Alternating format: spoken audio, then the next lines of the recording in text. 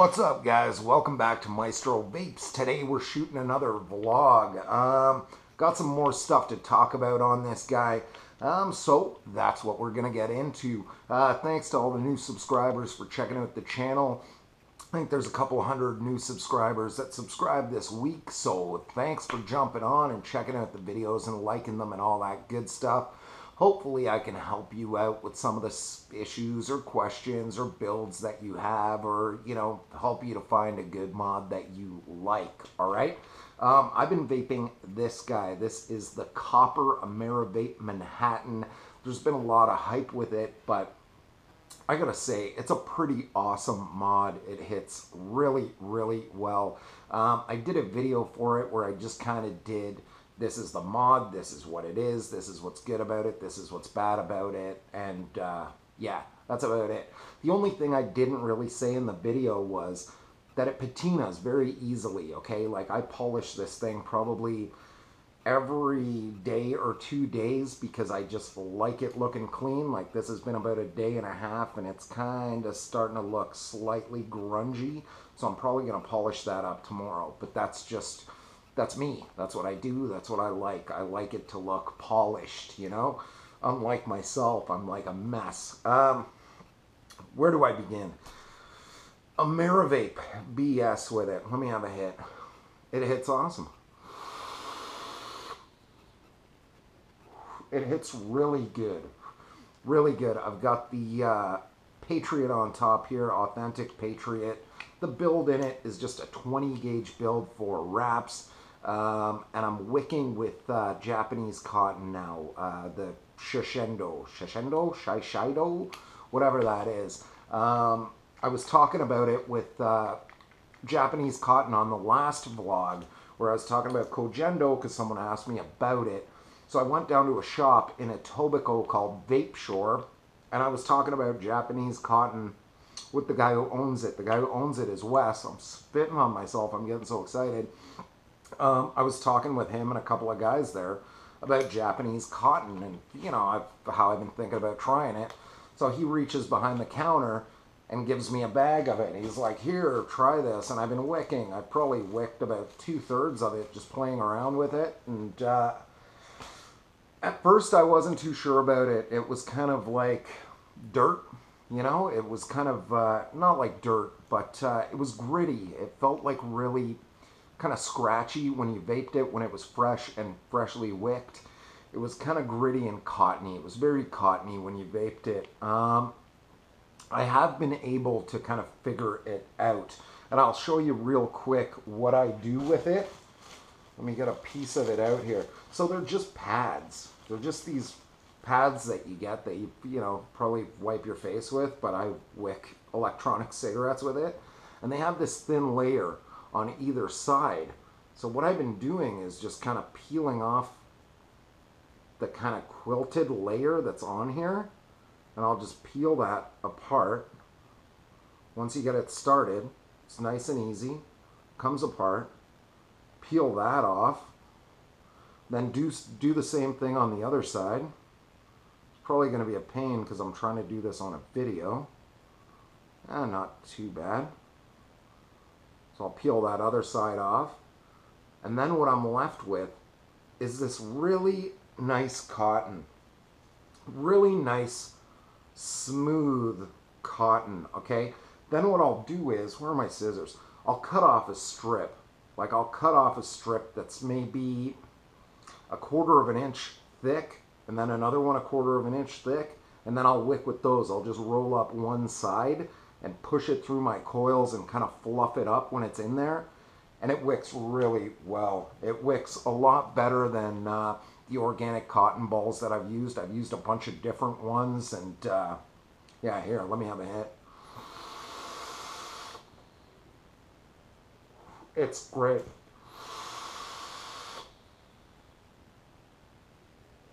Nice, dense, thick clouds. At first I wasn't getting that.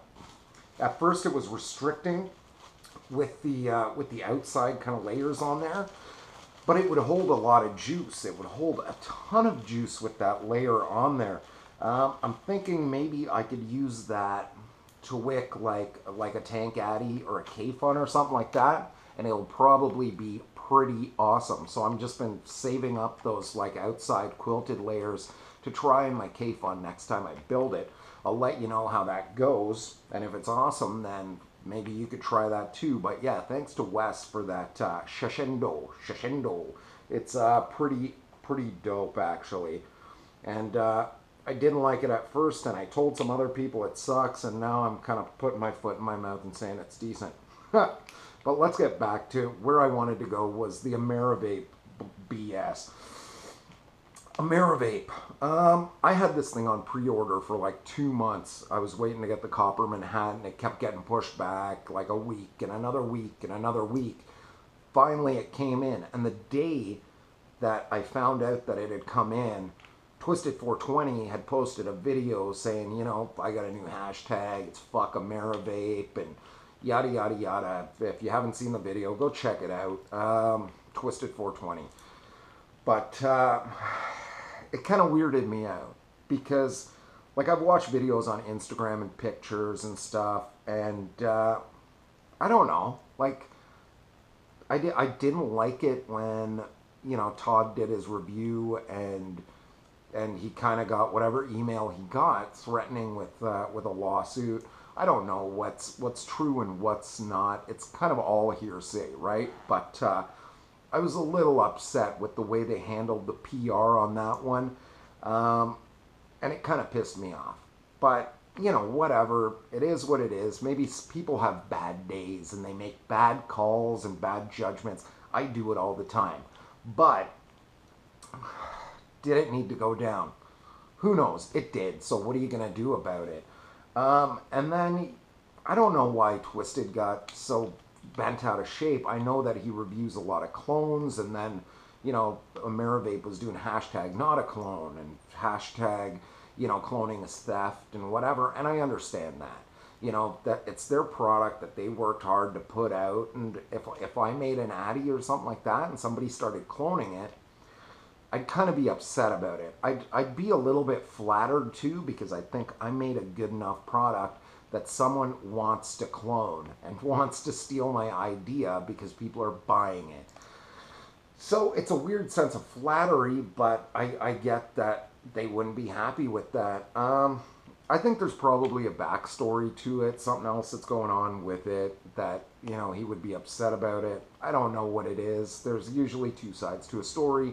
I love Twisted420's videos. I watch them, you know, I pretty much watch 60%, maybe 70% of the videos that he shoots because I dig them. I think he's a pretty, you know, personable guy, and I like watching the videos. I do. He's a decent dude, and he likes the same kind of stuff that I do. Like, he did a cartel clone video, and I was like, I'd been thinking about it for like 2 weeks because I had one and I was testing it out, and he did it. And I'm just like, you kind of beat me to the punch, you know? And there was something else as well he did a video for, and I was like, man, I was like filming it at that time and editing it when he posted, and I was kind of like, fuck, man. Like, why do you get all the stuff first? But anyway, big ups to Twisted420. And Todd E-Sig Reviews. Todd E-Sig Reviews, he's like one of my favorite dudes to watch. His videos are probably, they're right up there. Like, he's probably my favorite reviewer. But yeah, whatever. It is what it is, you know? Like, I don't want to get too deep into it because I don't know enough about it, all right? I'm not there. I don't, you know, talk to the dudes from AmeraVape, and I don't know Richard Twisted420, you know, so whatever. But I do gotta say that the Manhattan is a really good mod. Like, I dig it. The firing button on this is better than anything I have right now. And I've had a few things, you know, and I've tried a lot of things, and this thing is probably the best mod I've got going right now. That's all I gotta say about it. And that kind of brings me to another thing I wanted to kind of touch on is everybody out west, like in western United States, seems to be doing this body crunching cloud chasing thing.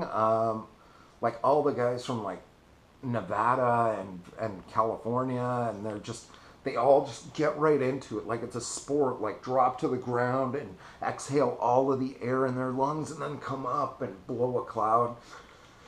It's almost like rap battles from East and West. Like I feel like they're creating their own kind of subgenre of vaping, which is neat.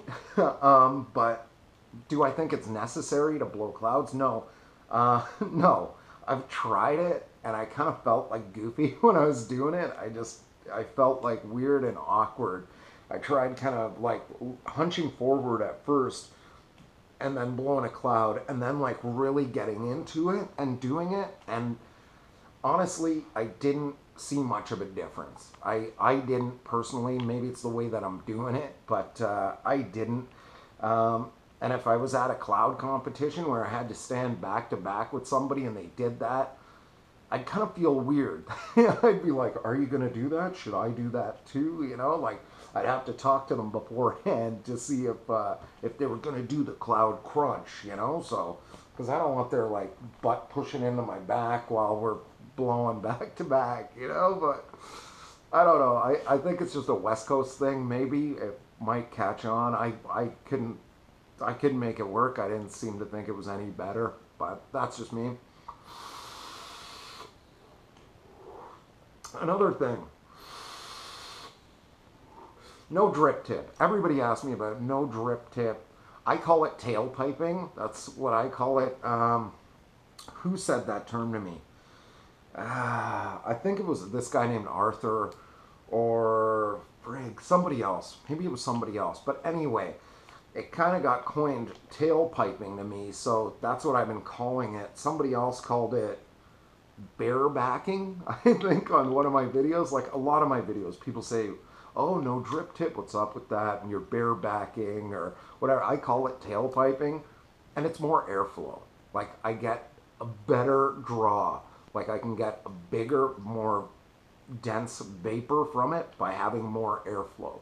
Just like how I kind of drill out more airflow on my top caps, I do that. But if I put in a drip tip, it restricts the draw just a little bit more. Some of my Addies, I take the top cap off. Like on my Tobe Addy, you could take the top cap piece off and just have like the middle section of it, like the main section of it, and then I'll just vape out of the top of that if I want to blow big clouds. I don't do it all day long, but sometimes I'll take that off and do it, and I get a better result from it. So that's why I tailpipe, okay? No drip tip, tailpiping, all right? Let me have a pull, tailpipe.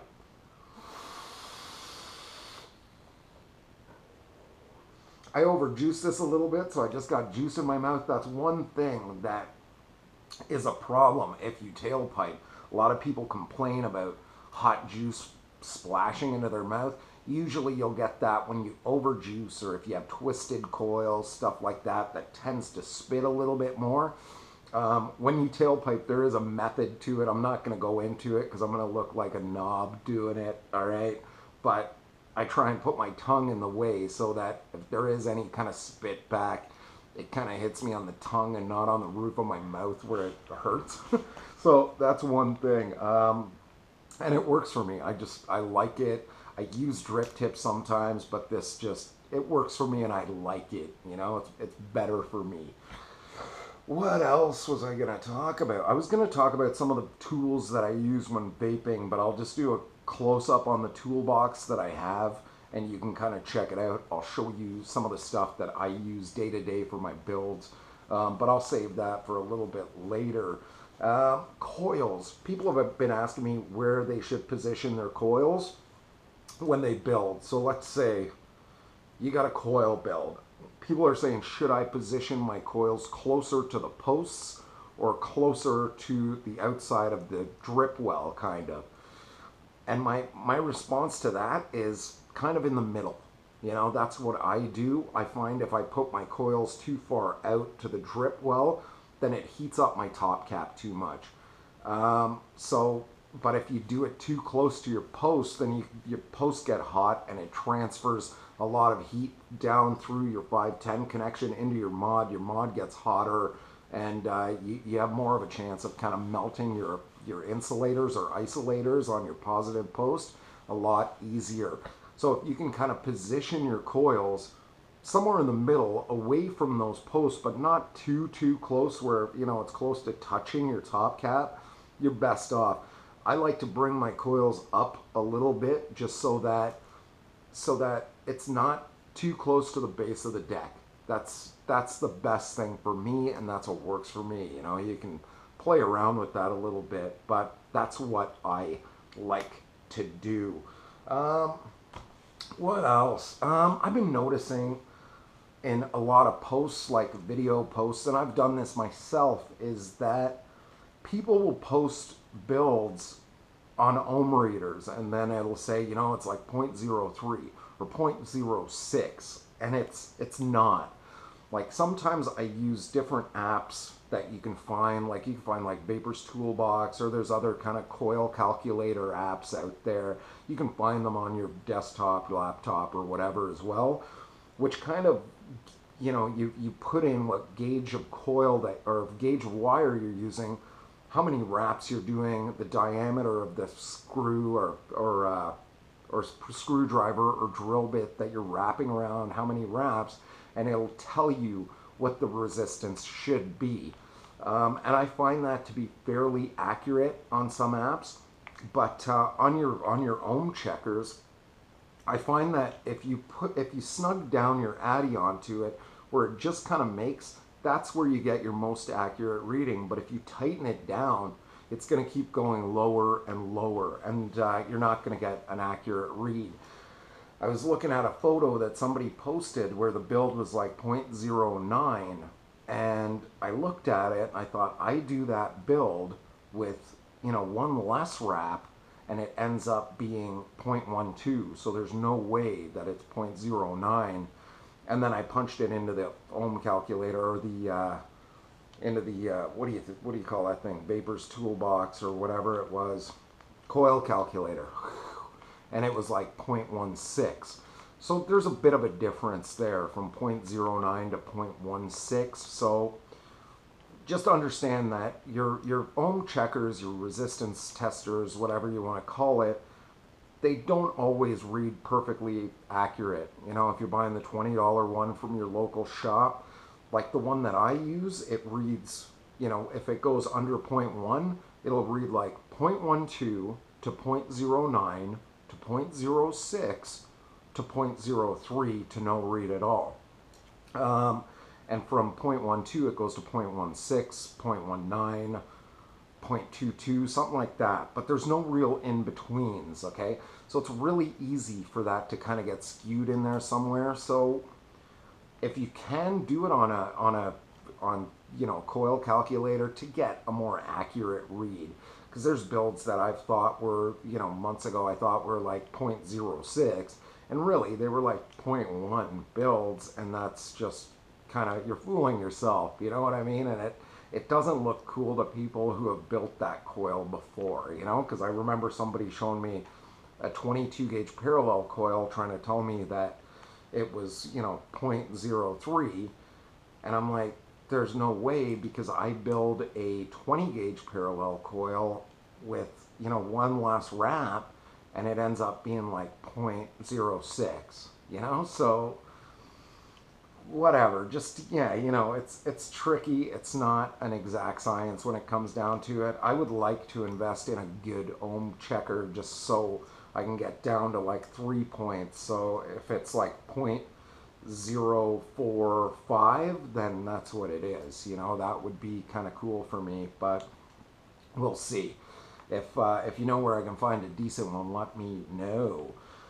Another thing that weirds me out is watching videos with people and they don't know their metals, and it bugs the shit out of me. I was watching a video where someone was doing a Stellaire or something like that, and they were calling the post copper, and I know for a fact they weren't copper. They're like gold-plated posts on it. That's what it is. They're saying, oh, here's the, you know, 510 connection, and it's copper. And you could look at it, and it doesn't look like copper at all. It looks like gold. And it bugs me because some of these people know about vaping, and they do build videos and whatever. Like, I understand if it's an accident, but it bugs me. It bugs me. Or when people say, you know, silver-plated brass when it's silver-plated copper, it bugs the fuck out of me. So if you don't know your metals, look at some metals and just figure it out, because it's pretty easy to know the difference between stainless steel and brass and copper and gold plated and, you know, silver plated.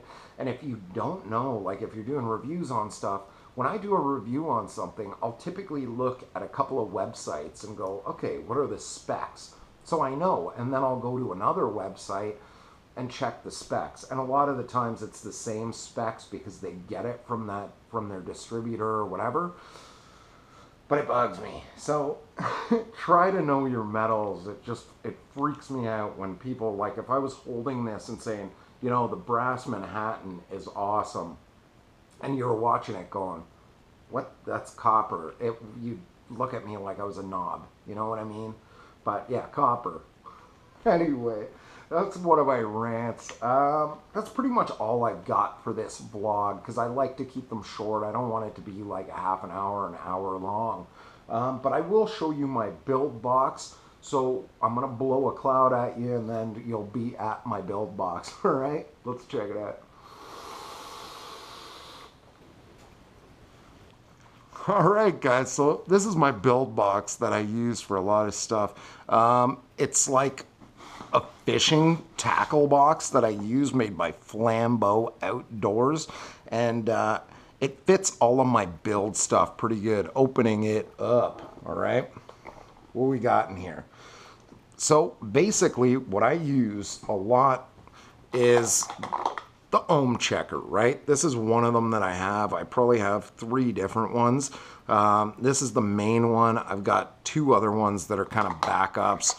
I've got my voltmeter that I cooked all to shit when I was doing sub-ohm resistance tests, voltage drop tests. Some springs that I make. This is a copper spring that I made for my cartel. That's kind of in here. I got some other springs that I make. I got a bunch of addies, like, you know, bunch of clones, different drill holes, stuff like that. I got another tobe in here, copper tobe. I got a Zenith. I got a Stellaire. I got a couple Helios ones that I like to use. I've also got these Igos with the clear caps. Oh man, these are hard to get out. Yeah, these clear caps are kind of cool, but I'm not sure I like the Igo build deck that much. Got a Trident. I got, you know, what was this? The Igo M. I didn't like that one at all. I got Igo L's that I use when I kind of test stuff out. Single coil, Nimbus, some Patriot clones. I got a bunch of stuff. What is this? This is an Igo W4 I got drilled out all kind of goofy. Main stuff that I use. This screwdriver. I use this all the time. This is one of my favorite tools to use. I got this from an old job that I worked at. Tweezers. I got these tweezers. These work super nice. I got nail clippers because I used to cut thin wire with that. I don't really use those very much anymore. Another set of tweezers. Those ones are good. Torch if you need to torch coils. This is the one that I use. I dig it a lot. You can get it from like a bunch of hardware stores. The Microjet like mini soldering torch. It works really good. I think it's like 14 bucks. It's pretty cheap. And I use this for thinner gauge wire to pre-torch so it's not springy. Like I might use this for 26 gauge, even 28 gauge, stuff like that. 24, not so much. 22, never. Drip tips. I've got like an assortment of drip tips in here. I got another spring on this side that can go over here. Yeah, just a bunch of different drip tips in here. So if I want to use them, I can, but yeah, I don't really use drip tips that often, so I just gotta collect them. Then I got pieces of wire that, you know, are build ideas that I've had, like twisted 20 gauge. This is thick. It's like a bass guitar string. Didn't really make it anywhere. It was just too, it cooked my mod. Like this is like insulator melter right here. But yeah, you can use it. What else do I got in here? Yeah, I got another ohm checker. I got some bits and pieces, Echo wool, stainless mesh. Got a bunch of mesh that I never use. I got some weird top caps, you know, like couplers and stuff. They're kind of played, but whatever. Got some other top caps that I've never used or drilled out. Box for my K-Fun, my authentic K-Fun box for a Tobe. And they probably just have like the little screws and O-rings and stuff like that left in there, so that's why I keep them. But in the bottom is really where I keep a bunch of the other stuff that I really use. Like these shears are great for cutting my cotton. I love these. These are just the best. I only cut cotton with these, so they stay pretty sharp and they're just perfect and smooth. I hate cutting cotton with crap. Cutting wire, I usually use these. I bought these from Princess Auto and they're like $4. I usually go through like a set of these, you know, once a month anyway. If I build a lot, I'll go through 2 sets of these, or 2 pairs of these, I guess, in a month, because they dull really easily. I probably have another one. Yeah, I got another one here that I've kind of dulled out. It's not perfect, but I can still use it. I got another set of wire cutters because, like I said, I go through a ton of them cutting wire. Pliers. These ones I use a lot. These are Stanley's. They came in some kit that I bought that came with like screwdrivers and some other stuff. And that other stuff just ended up in my real toolbox for like real work stuff. But yeah, these are awesome. I use these all the time for pinching my coils together.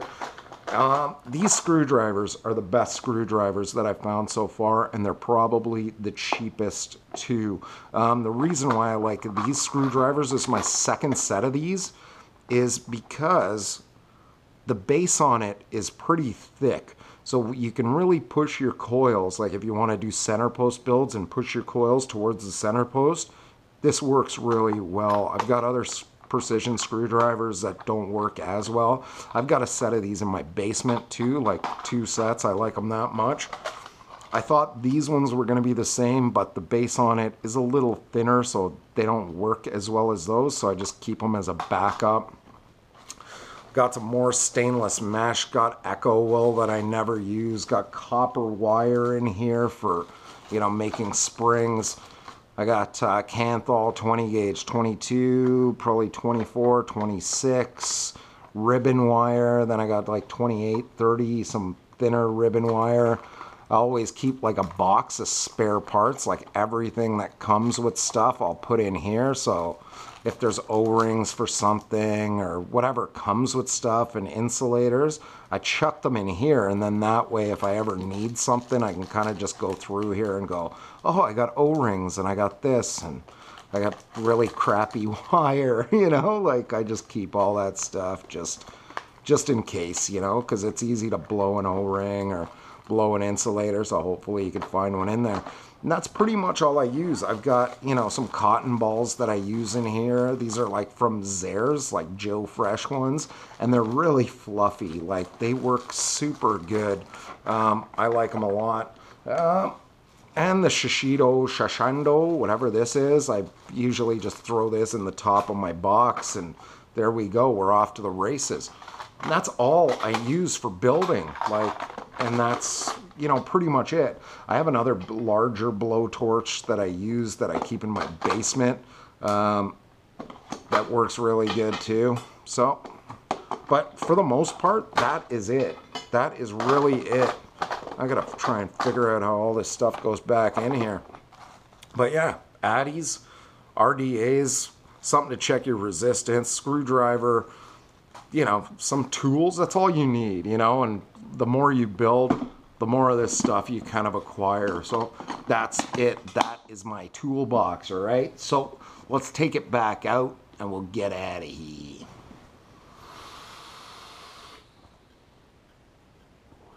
All right, guys, so that was the build box, and that's the tools that I use. So hopefully that helps you when you're building coils. That's just some of the stuff that I've acquired that I like to use. I've you know, gone through a lot of different screwdrivers and stuff like that to kind of find what I like.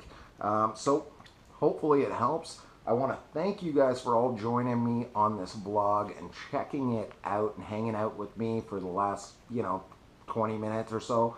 And thanks for coming out. Thanks to all the new subscribers. And thanks to all my vaping buddies out there for just sitting in and checking it out and chilling out. And, you know, if you don't agree with something that I said, then post it in the comments below, and I probably won't pay attention to it because I'm pretty stuck in my ways. Anyways, guys, I'll close by saying what I always say: bud out, vape up, and breathe easy. Know your limits and vape within it, and you are going to have a stellar day, my friend. All right? I'll catch you on the next one. I still got to do the Zenith V2 clone from Miasmo. I got the Patriot that I'm still doing, the Innovate, the Authentic Patriot. I've got the Authentic Flawless Tugboat coming up, and we got a build, all right? So stay tuned for that, and I'll catch you on the next one, all right? Talk to you.